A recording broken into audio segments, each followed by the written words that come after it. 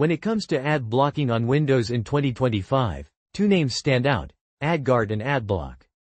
AdBlock is probably the most famous ad blocking extension. It's free, easy to install, and works directly inside your browser to block ads on websites.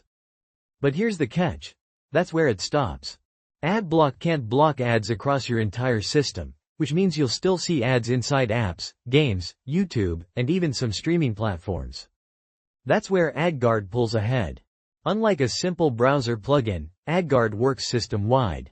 It blocks ads and trackers not just in your browser but across all Windows applications.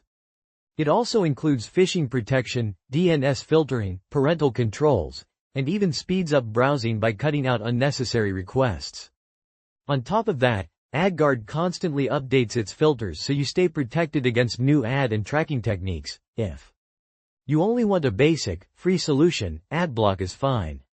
But if you're serious about privacy, security, and completely removing ads from your Windows experience, AdGuard is clearly the better choice in 2025. And the best part? By using my special link in the description, you'll get an exclusive discount on AdGuard today.